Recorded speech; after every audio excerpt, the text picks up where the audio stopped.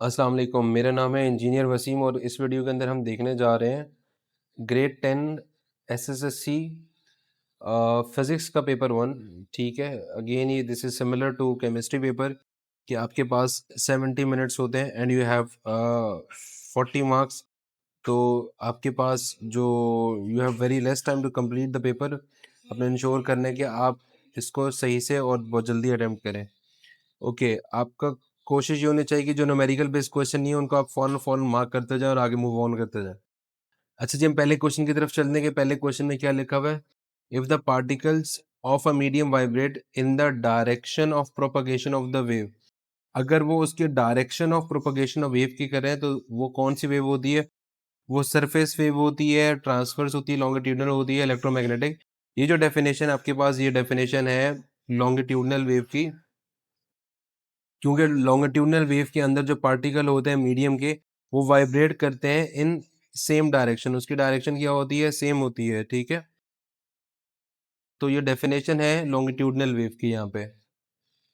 Okay, second question में लिखा है if the frequency of a wave is double then the time period of the wave will be. Basically time period का formula होता है 1/f। अगर frequency double कर दी है तो टाइम पीरियड क्या हो जाएगा? हाफ हो जाएगा। सही है, देखिए एफ की जगह पे अगर मैं 2 कर देता हूँ तो ये क्या हो जाएगा? डिक्रीज टू हाफ हो जाएगा। सही है। अच्छा, फिर लिखा हुआ है if the time period of a simple pendulum is 2 second on the surface of the earth then the time period of the same pendulum on the surface of the moon will be. अब देखिए time period का जो formula होता है वो होता है T is equal to 2 pi square root L upon G. यहाँ कोई न्यूमेरिकल नहीं है क्योंकि आपके ऑप्शन में लिखा हुआ है greater than 2, equal to 2, less than 2 या इक्वल टू 0। लेकिन टाइम पीरियड जो होता है जो वेरी जो चीज़ वेरी करती है वो वेरी क्या करती है? जी की वैल्यू वेरी करती है। और मून पे जी की वैल्यू क्या होती है?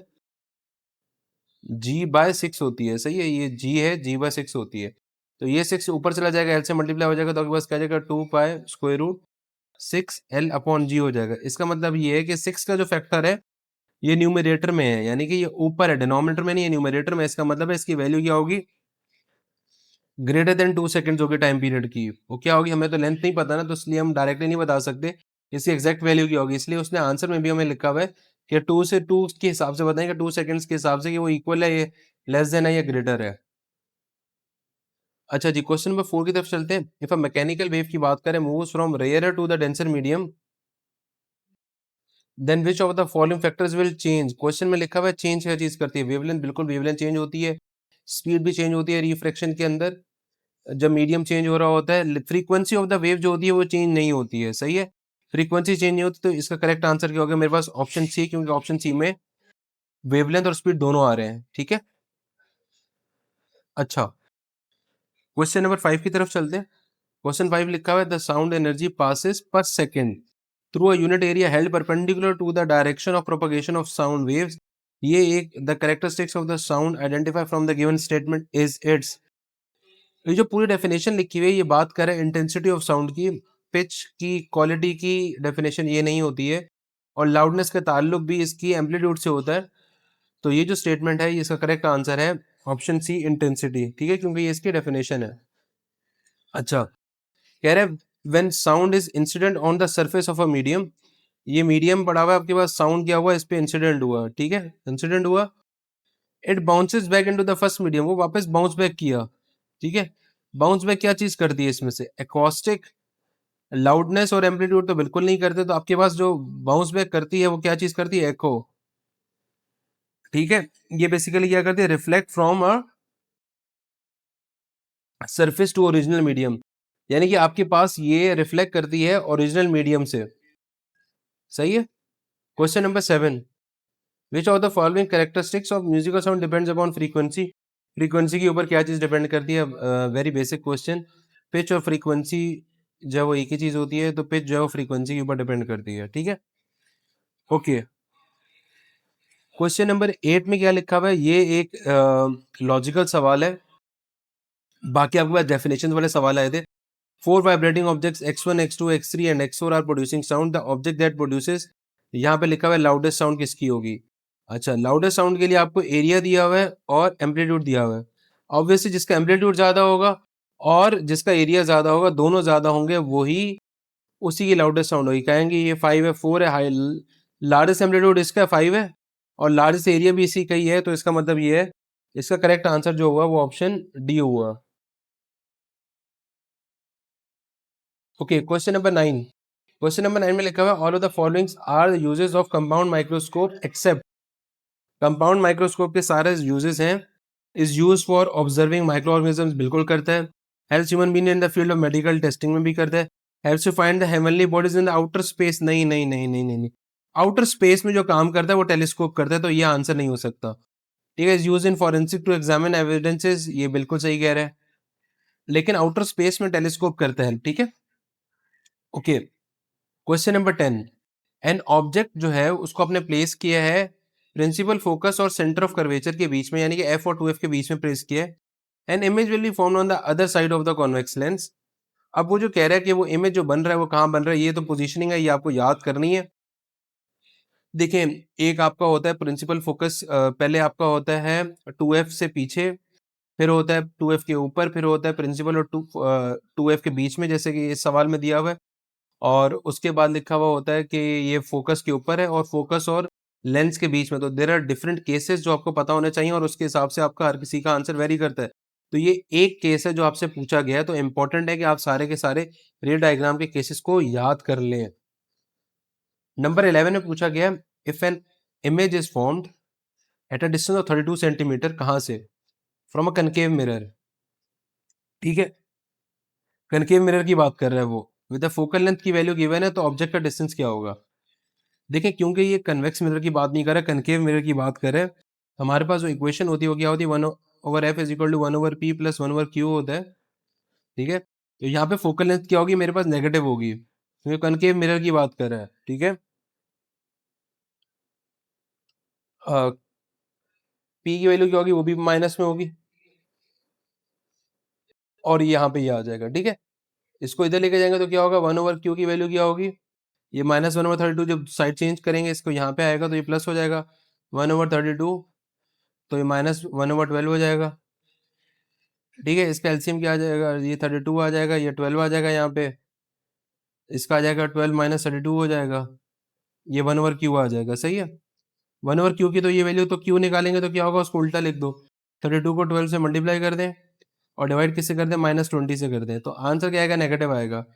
कैलकुलेटर निकाल लेते हैं, कर लेते हैं। बेसिक कैलकुलेटर आपको अलाउड है। 32 मल्टीप्लाई बाय 12 डिवाइडेड बाय 20, और आपके पास आंसर आ गया 19.2, लेकिन नेगेटिव लगा हुआ था, तो आपके ऑप्शन में भी नेगेटिव का साइन लगा हुआ है, तो आपका आंसर क्या आ जाएगा, -19.2 सेंटीमीटर आ जाएगा। ठीक है, अच्छा, क्वेश्चन नंबर 12 में लिखा हुआ है, the floor of a filled water tank appears at a depth of 3 metre. ठीक है, if the refractive index of water is 1.33, then the actual depth of the water is. जो रिफ्रैक्टिव इंडेक्स है, इसका formula क्या होता है, real depth divided by apparent depth. ठीक है, ये हो जाएगा, n की वैल्यू क्या हो जाएगी, 1.33, और द फ्लोर अपीयर्स, अपीयर्स का मतलब है अपेरेंट डेप्थ है। ठीक है, एक्चुअल डेप्थ आपको निकालनी है, तो आप बेसिकली इसको 3 से मल्टीप्लाई कर दें, 1.33 को 3 से मल्टीप्लाई करेंगे तो आंसर क्या आ जाएगा मेरे पास, 3.99 आ जाएगा। फॉर्मूले याद रखने हैं जब आप न्यूमेरिकल कर रहे हैं। ठीक है, ओके। अब हम बात करें कन्वेक्स मिरर की बात करें। विच of the following statement is true about the image found by a convex mirror. ठीक है, ये क्या स्टेटमेंट ट्रू है, ओके। पहला ऑप्शन दिया हुआ इट इज रियल, फिर दिया हुआ इट इज इन्वर्टेड। अगर देखें, एक तो ये इसने आपको याद, रियल और इन्वर्टेड ना एक ही ऑप्शन हो सकता था। ठीक है, तो इसका मतलब है इसका आंसर रियल और इन्वर्टेड दोनों नहीं है, क्योंकि अगर रियल होता तो इन्वर्टेड भी होता। It is always formed at the principal focus, जो कन्वेक्स मिरर है, पॉसिबिलिटी ऑलवेज की नहीं होती है। सही है, it is smaller than the object, ये आंसर बिल्कुल सही है, ऑप्शन सी आपका जो है वो करेक्ट आंसर आ गया। उसके बाद लिखा है question number 14, two capacitor of capacitance 6 और 3 microfarad connected in a series across a 18 volt, calculate equivalent capacitance क्या होगी इसकी? इक्विवेलेंट कैपेसिटेंस के लिए आपको 18 वोल्ट का कोई ताल्लुक नहीं है, तो आप कैसे करेंगे इसको? 1/C इक्विवेलेंट कैसे निकालते हैं? 1/6 प्लस 1/3, ठीक है। तो ये आ जाएगा आपके पास, इसका एलसीएम 6 आ जाएगा। अच्छा, आपको अगर प्रॉब्लम होती है एलसीएम निकालने में तो 6 और 3 दोनों लिख दें। अच्छा, तो ये हो जाएगा 3 प्लस 6 हो जाएगा, तो ये हो जाएगा 9/18 हो जाएगा, और 1/2 हो जाएगा। 1/2 क्या है? 1/C इक्विवेलेंट है, सही है। तो C इक्विवेलेंट क्या आ जाएगा? उसको रिवर्स कर दें, 2 माइक्रोफेरेड हो जाएगा, सही है। 2 आंसर आ जाएगा आपके पास, सही है। ओके, क्वेश्चन नंबर 15 लिखा हुआ, all of the following are the precautions which should be taken during installation of an electrical equipment. सारी की सारी प्रिकॉशन है, लेकिन एक प्रिकॉशन नहीं है। Turn off any attach peripherals, this is precautions. Wear shoes with non conductive rubber soles, ये भी प्रिकॉशन है। Attach the electrical component to the AC power, भाई ये तो बेवकूफ़ी वाली बात हो गई। एसी इलेक्ट्रिकल इक्विपमेंट को एसी पावर से इंस्टॉल करना, ये कौन सी प्रिकॉशन है? और डिस्कनेक्ट एनी टेलीकम्युनिकेशन लाइन, ये भी प्रिकॉशन है, ठीक है।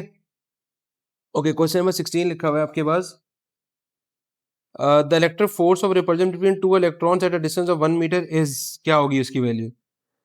तो फॉर्मूला होता है F इज इक्वल टू के Q1 Q2 upon are square, क्योंकि ये दोनों इलेक्ट्रॉन्स ही हैं और आर की वैल्यू 1 है, तो ये हो जाएगा 9 multiply by 10⁻9 multiply by electron की वैल्यू क्या है? 1.6 मल्टीप्लाई 10⁻−19, इसका स्क्वायर कर देंगे, सही है।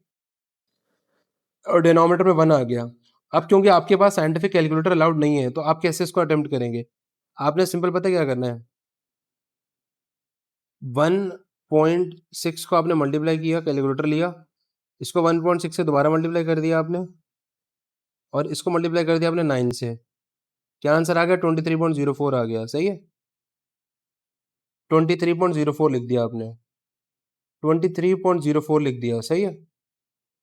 अब इसकी पावर 9 है और इसकी पावर है 19 का स्क्वायर है। 19 का स्क्वायर हो गया तो -19 मल्टीप्लाई बाय 2 हो जाएगा -38। -38 में +9 करेंगे तो क्या हो जाएगा? -29 हो जाएगा, ठीक है। मल्टीप्लाई 10 पावर -29 है, ठीक है। अब ये डेसिमल को एक पीछे लेके जाऊंगा तो पावर क्या हो जाएगी? एक कम हो जाएगी। तो 16 का करेक्ट आंसर क्या आ गया मेरे पास? ऑप्शन सी आ गया। तो ये तरीकेकार है जो आपने इसको लेकर आना है सही आंसर को। Okay, the equivalent capacitance of the given combination of the capacitor, capacitor series में लगे हुए थे तो आपने 1 अपॉन किया था, जब पैरेलल में लगे होते तो इसका सीधा सीधा सिंपल आंसर है, तीनों कैपेसिटेंस की वैल्यूज को ऐड कर दे 555, तो आंसर आ जाएगा 15 माइक्रोफेरेड।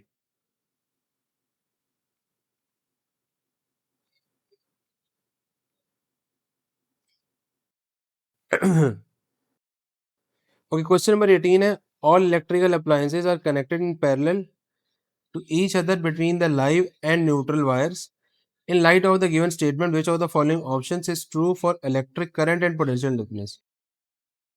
ठीक है, इलेक्ट्रिक करंट और पोटेंशियल डिफरेंस के लिए बात कर रहे हैं और हम बात कर रहे हैं पैरेलल में लगी हुई। पैरेलल के अंदर वोल्टेज क्या होता है? वोल्टेज सेम होता है, सही है। और करंट सेम नहीं हो सकता, तो वोल्टेज यहाँ पे सेम है और करंट यहाँ पे वेरी कर रहा है, सही है। तो ये आपके पास आ जाएगा, आंसर आ जाएगा। अगला सवाल है 19। 19 कह रहे हैं, if the length and diameter if the length and diameter of a solid cylindrical shape conductor is doubled, then the resistance will, तो रेजिस्टेंस की वैल्यू क्या हो जाएगी आपके पास? अगर लेंथ और डायमीटर ऑफ अ सॉलिड जो है वो डबल कर दें तो रेजिस्टेंस की वैल्यू क्या होगी? आर की वैल्यू आएगी आपके पास रो एल अपॉन ए होता है, सही है। अब एल जो है वो डबल हो जाएगा, यानी कि ये एल की जगह पे आ जाएगा 2L आ जाएगा, सही है। और एरिया जो है, एरिया की जगह पे आ जाता है पाई डी स्क्वायर अपॉन 4, क्योंकि हम बात कर रहे हैं ना सिलेंड्रिकल शेप की, सॉलिड सिलेंड्रिकल शेप। तो हमने फिलहाल तो यहाँ पे उसका ले लिया फॉर्मूला, क्या नाम है, सिलेंडर के लिए हमने ये ले लिया एरिया ऑफ वो वाला सर्कल वाला ले लिया फॉर्मूला, सही है। तो डी स्क्वायर आता है डिनोमिनेटर के अंदर, तो डी स्क्वायर का मतलब ये है कि अगर ये डबल हो रहा है तो ये क्या हो रहा है? ये 2 टाइम्स 2 का स्क्वायर 4 हो रहा है, सही है। तो ये 2 1 ज़र हो जाएगा, ये 2 2 ज़र हो जाएगा। आई नो कि ये थोड़ा कॉम्प्लिकेटेड सवाल है आप लोगों के लिए, लेकिन इसका जो आंसर आएगा, क्योंकि लेंथ अगर डबल हो रही है तो वो डबल और एरिया भी डबल हो रहा है, तो डायमीटर जो है वो 4 टाइम्स हो रहा है, तो डिनोमिनेटर में क्या हो जाएगा आपके पास? 2 बच जाएगा। जब डिनोमिनेटर में 2 बच जाएगा तो उसका करेक्ट आंसर क्या आ जाएगा 19 का, वो आपके पास ऑप्शन ए आ जाएगा। सवाल नंबर 20 के अंदर हम देख रहे हैं consider two metallic conductors A and B, suppose the length of a metallic conductor A is increased, ठीक है, और कह रहे हैं cross section area of the metallic conductor B is also increased.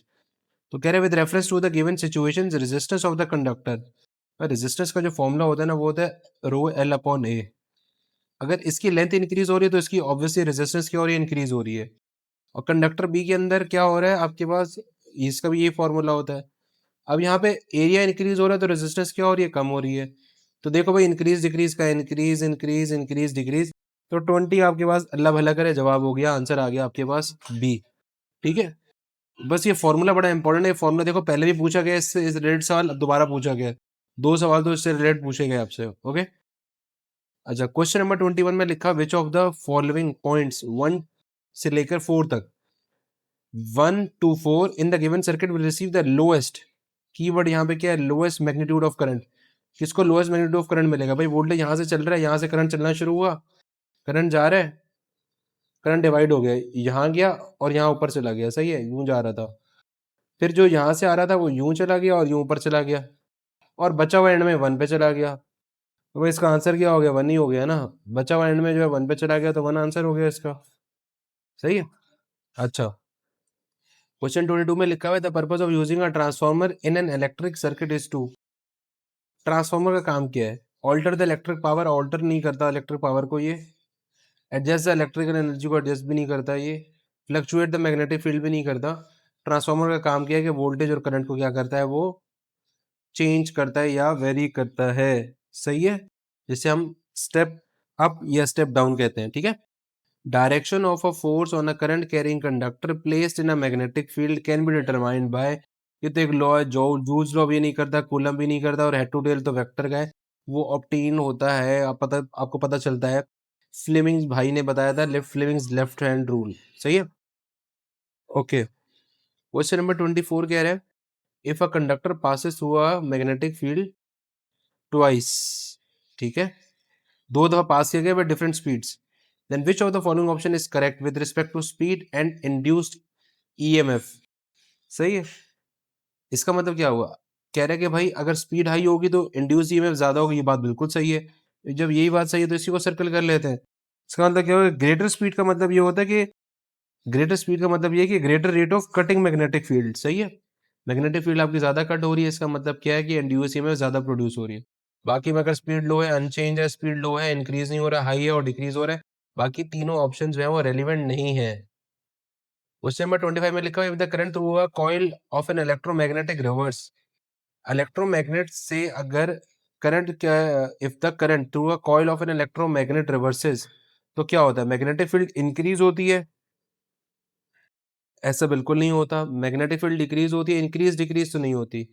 Basically क्या होता है, direction of the magnetic field की क्या होती है, वो भी रिवर्स हो जाता है, सही है। इसका मतलब क्या हुआ कि क्वेश्चन नंबर 25 का ऑप्शन आ गया if the current through a coil of an electromagnet reverses, तो डायरेक्शन ऑफ मैग्नेटिक फील्ड भी क्या हो जाती है, रिवर्स हो जाती है, सही। ओके, क्वेश्चन नंबर 26 लिखा हुआ है electromagnets are commonly used in all of the following electrical instruments except, सारे के सारे इलेक्ट्रिकल इंस्ट्रूमेंट्स में यूज होते हैं सिवाय एक के, कहाँ, आयरन में यूज होते हैं, बिल्कुल होते हैं, मोटर्स में होते हैं, टोस्टर, टोस्टर के अंदर नहीं होते ना, टोस्टर के अंदर बेसिकली इलेक्ट्रोमैग्नेट्स यूज नहीं होते, वहां पे क्या होता है, बेसिक कॉन्सेप्ट वहां पे होता है, हीटिंग इफेक्ट होता है ना,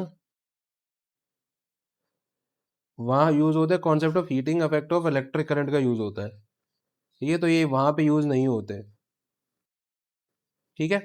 उसका लिखा हुआ है which of the following symbolises of a NAND gate, and क्या होता है, एंड ये होता है, एंड आपके पास ऐसे होता है, नैंड का मतलब क्या है, नैंड का मतलब क्या हुआ, इसके आगे बबल लगा दो, बबल लगा दो, इसका मतलब क्या है, आपके पास आ गया पार्ट बी आ गया, सही।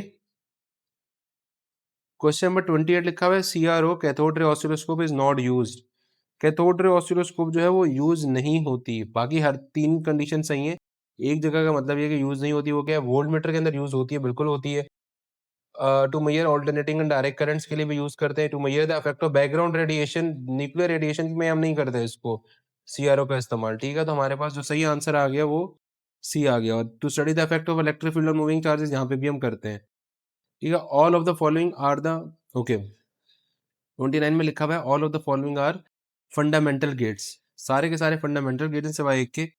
और फंडामेंटल गेट है, नॉट फंडामेंटल गेट है, नॉर। नॉर जो है वो और का उलट होता है, तो वो फंडामेंटल नहीं हुआ, एंड भी फंडामेंटल होता है, ठीक है। तो इसका करेक्ट आंसर आ गया आपके पास option number C, NOR gate, ठीक है। क्वेश्चन नंबर 30 देखते हैं। 30 में लिखा हुआ है इन थर्मियोनिक एमिशन, थर्म का मतलब होता है हीट, आइंस की फॉर्म में एमिशन हो रही होती है, a beam of tiny particles is emitted upon heating the filament. तो पार्टिकल जो वहां पे यूज होते हैं उनको क्या कहते हैं, उनको हम इलेक्ट्रॉन्स कहते हैं, ठीक है। क्यों इलेक्ट्रॉन्स कहते हैं, क्योंकि हीटिंग द फिलामेंट हमें क्या कर रहा होता है, इनफ एनर्जी दे रहा होता है इलेक्ट्रॉन्स को स्केप करने के लिए फ्रॉम द मेटल सरफेस, सही है। मेटल सरफेस से स्केप करने के लिए एनफ एनर्जी मिल रही होती है, सही। अच्छा 31 में क्या लिखा हुआ है, electronics characteristics of analogue quantity. Analogue quantity का मतलब क्या होता है, कंटिन्यूटी का वर्ड देख लीजिएगा, can be represented by discrete levels, गलत हो गया। रैंडमली सिलेक्टेड, बिल्कुल गलत हो गया। Has a continuous set of values over a given range, बिल्कुल सही ऑप्शन है। Can be describe with the finite number of mathematical steps, continuity का वर्ड जहां पर आएगा वो इसका मतलब है वो एनालॉग की बात कर रहे हैं, सही है। 32 की बात करते हैं। Nowadays laptops are light in weight, small in size and consume less power. All of the following components of information technology are used to make this possible except hard drive. Hard drive तो भाई करती है, सही है। World wide web, अब भाई W थोड़ी कर रही होती है कुछ लैपटॉप का ताल्लुक, डब्ल्यू का कोई ताल्लुक नहीं है इसके साथ। रीड ओनली मेमोरी रोम और रीड एक्सेस मेमोरी रैम, इसका ताल्लुक होता है लैपटॉप के साथ, ठीक है। All of the following are the advantages of the internet except, सारे के सारे एडवांटेज हैं इंटरनेट के एक्सेप्ट क्या, फास्टर कम्युनिकेशन होता है, स्ट्रॉन्ग कंप्यूटर सिक्योरिटी, इंटरनेट आपको सिक्योरिटी नहीं देता कभी भी, ठीक है। बिग सोर्स ऑफ इंफॉर्मेशन है, quick access to online services है, इंटरनेट आपको सिक्योरिटी प्रोवाइड नहीं करके देता। तो करेक्ट आंसर इसका हो गया ऑप्शन बी, क्वेश्चन नंबर 33 का। 34 में लिखा हुआ है लाइट इज कन्फाइंड, कन्फाइंड आप कर रहे हो एक जगह, महदूद कर रहे हो उसको, with in the core of a simple optical fibre, किसकी वजह से सिंपल ऑप्टिकल फाइबर में कर रहे हो, आपका इसका करेक्ट आंसर है टोटल इंटरनल रिफ्लेक्शन। आपको पेपर 2 के अंदर भी एक सवाल मिलेगा टोटल इंटरनल रिफ्लेक्शन का, जिसका जवाब होगा ये, सही है। तो जब आप एमसीक्यूज का पेपर अटेम्प्ट कर रहे हो तो प्लीज इंश्योर करें कि आप जो एमसीक्यूज कर रहे हैं वो पॉसिबिलिटी हो सकती है कि वो पेपर 2 में भी उससे रिलेटेड थ्योरी का कोई सवाल पूछा जाए, ठीक है। 35 का क्वेश्चन क्या है, the largest amount of information, largest information amount of information कहाँ पे स्टोर कर सकते हैं, ऑब्वियसली हम हार्ड डिस्क में सबसे ज्यादा इन्फॉर्मेशन को स्टोर किया जा सकता है, इजी क्वेश्चन था। उसका लिखा हुआ है according to Rutherford model the positive charge in an atom is, positive charge कहाँ होता है, कंसंट्रेटेड एट इट्स न्यूक्लियस,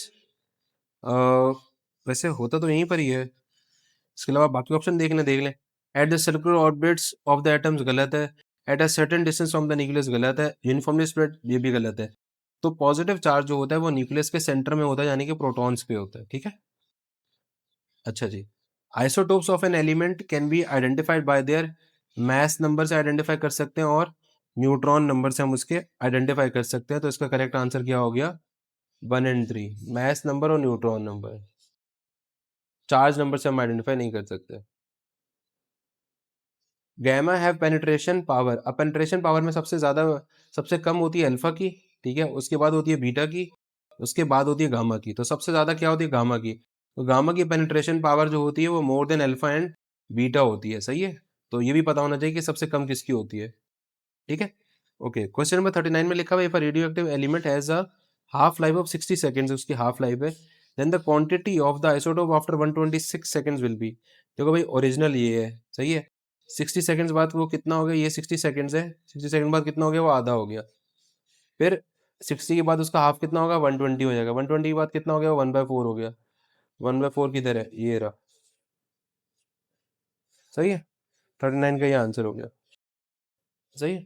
उसके बाद आपके पास क्वेश्चन नंबर 40 दिया हुआ है, और क्वेश्चन नंबर 40 दिया हुआ है nuclear fission reaction can be produce by the bombardment of, अच्छा आपके पास ऑप्शन दिया हुआ है नंबर 1 फास्ट न्यूट्रॉन, उसके बाद नंबर 2 दिया हुआ है स्लो न्यूट्रॉन, उसके बाद आपके पास 3 दिया हुआ है थर्मल न्यूट्रॉन। तो न्यूक्लियर फिजन जब भी होती है तो हमारे पास जो न्यूट्रॉन होते हैं वो क्या होते हैं, फास्ट होते हैं। सही है, इसका करेक्ट आंसर क्या आ गया, ऑप्शन ए आ गया है।